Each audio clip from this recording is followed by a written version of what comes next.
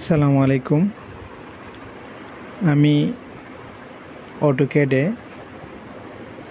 কিভাবে dimension, অ্যানোটেটিভ dimension এবং অ্যানোটেটিভ text কিভাবে সেটিং করতে হয় তা দেখাবো। প্রথমে আমরা নতুন একটা ফাইল নিলাম, ফাইল নিউ একের যেটা টেমপ্লেট আছে এটাই ওপেন করলাম। এখানে আমাদের প্রথমে ইউনিটস এবং লিমিটস ঠিক করতে হয়। প্রথমে ফরম্যাট, ইউনিটস, ডেসিমেলস থেকে আর্কিটেকচারাল নিয়ে নিলাম, বাকি সব কিছু ঠিক আছে, ইঞ্চিস ওকে। তারপরে format, drawing limits lower left corner 0 foot 0 ইঞ্চি ওকে। আপার রাইট কর্নার আমরা নিলাম 2000 ফিট, 2000 ফিট। তারপরে জুম, এন্টার জুম অল। তারপরে আমরা ডাইমেনশন সেট আপ করি। নর্মালি ডাইমেনশনের আপনার ফরম্যাট থেকে ডাইমেনশন স্টাইল স্ট্যান্ডার্ড মডিফাই করলাম। টেক্সট প্রাইমারি ইউনিটসে ডেসিমালের জায়গায় আর্কিটেকচারাল দিলাম, এতটুকুই টেক্সট।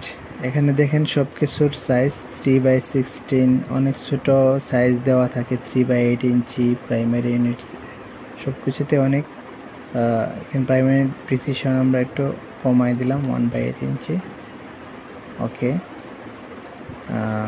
এখন আমরা নর্মালি যে সমস্যাটা হয়, স্ট্যান্ডার্ড সেট কারেন্ট রাখলাম। এখন আমরা যদি একটা রেক্টেঙ্গল আঁকি, যেটা 100 feet by 50 feet, 100 feet by 50 feet, এটার ডাইমেনশনটা যদি আমরা শো করতে যাই, তখন দেখা যায় ডাইমেনশনটা বোঝা যাচ্ছে না। ডাইমেনশনের সাইজ বাড়াইতে হয়, অনেক কিছু বাড়ানো লাগে। এখানে দেখেন এই যে একটা গ্যাপ ডাইমেনশনের এবং অবজেক্টের, তারপরে ঠিক আমাদের যে অ্যারো চিহ্ন থেকে ডাইমেনশন লাইন যেটা বাড়তি থাকে, তো সেগুলো একটা একটা করে বাড়াইতে হয়। ডাইমেনশনের সেটিংয়ে গিয়ে ফরম্যাট, ডাইমেনশন স্টাইলে গিয়ে বাড়াইতে হয় আপনার সিম্বল অ্যান্ড অ্যারোস। তারপরে অ্যারোর সাইজ এখানে 3/16 ইঞ্চি দেওয়া আছে, এটাকে দেখা যায় আমরা 6 ইঞ্চি 7 ইঞ্চি দেওয়া লাগে সাইজ মতো। অনেকে সাইজ ঠিক মতো অ্যাডজাস্ট করতে পারে না আনুপাতিক হারে, তখন দেখা যায় কোনোটা বড় হয়ে যায়, কোনোটা ছোটো হয়ে যায়, সমস্যা হয়। আমরা চাচ্ছি এগুলো কোনো কিছুই আমরা ম্যানুয়ালি চেঞ্জ না করে আমরা অটোমেটিকলি আমাদের অবজেক্টের স্কেলের সাথে অটোমেটিক যাতে চেঞ্জ হয়ে যায় সব কিছু। টেক্সটের সাইজ দেওয়া আছে 3/16 ইঞ্চি, মানে হচ্ছে এটা 1.5 সুতা, যেটাকে বলে 1.5 সুতা সাইজ দেওয়া আছে।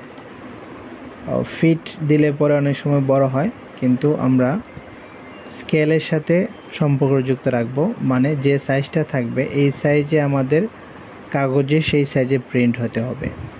সেই জিনিসটা ঠিক করার জন্য আমরা অ্যানোটেটিভ একটা অপশন আছে, এই আমাদের স্ট্যান্ডার্ডটাকে নিউ একটা স্টাইল নিলাম, এখানে ক্রিয়েট নিউ ডাইমেনশন স্টাইল। এখানে কপি অফ স্ট্যান্ডার্ড আছে, আমরা স্ট্যান্ডার্ডের কপিটাই অ্যানোটেটিভ 1 লিখলাম, অ্যানোটেটিভ 1। এটা আমরা একটা স্টাইল স্টার্ট উইথ স্ট্যান্ডার্ড, ঠিক আছে, অ্যানোটেটিভটা টিক চিহ্ন দিয়ে রাখলাম, কন্টিনিউ। তো এইটাতে দেখেন কোনো জিনিসের সাইজ আমরা আর চেঞ্জ করলাম না, সব কিছু ঠিক আছে ওকে। তো এটাকে কারেন্ট করে অ্যানোটেটিভ 1কে সেট কারেন্ট করে আমরা আসলাম। আমরা দেখেন আগের যে স্ট্যান্ডার্ডের ডাইমেনশনগুলো দিয়েছিলাম সেগুলোর অনেক জুম করে আমাদের এখানে যে 100 ফিট আছে সেটা বুঝতে হয়, প্রিন্টে তো এটা আসার কোনো কথা নাই। এখন অ্যানোটেটিভ থাকা অবস্থায় ডাইমেনশন স্টাইলটা আমাদের অ্যানোটেটিভ আছে, এই যেখানে ডি এন্টার আবার দিয়ে দেখেন এই যে অ্যানোটেটিভ 1 আমরা যে নাম অ্যানোটেটিভ যে ডাইমেনশনটা, অ্যানোটেটিভ ডাইমেনশনের পাশে একটা স্কেলের একটা সিম্বল থাকে, এটা আমার কারেন্ট করা আছে। এটা থাকা অবস্থায় আমি ডাইমেনশন নিয়ে দেখলাম, কিন্তু কোনো পরিবর্তন আসে নাই। না আসার কারণ হচ্ছে আমাদের এখানে স্কেলটা দেওয়া আছে 1:1, মানে 1:1 স্কেলে যেমন আমরা ড্রয়িং করেছি 100 ফিট জায়গার জন্য 100 ফিট বড় আমাদের পেপার দরকার, কিন্তু 1:1 আমরা নর্মালি স্কেলিং করি পেপারে প্রায় 1/8 ইঞ্চি সমান 1 ফিট, এই স্কেলে আমরা ড্রয়িং করি। দেখেন এই স্কেলটা দেওয়ার পরে আমার অ্যানোটেটিভ ডাইমেনশনটা আমার ক্লিয়ার, 100 ফিটের সব কিছু এরো সব কিছু মানানসই হয়ে গেল। স্কেল নির্ধারিত অবস্থায় আমি যে যে ডাইমেনশনগুলো নিব সেই ডাইমেনশনগুলো সঠিকভাবে দেখা যাবে।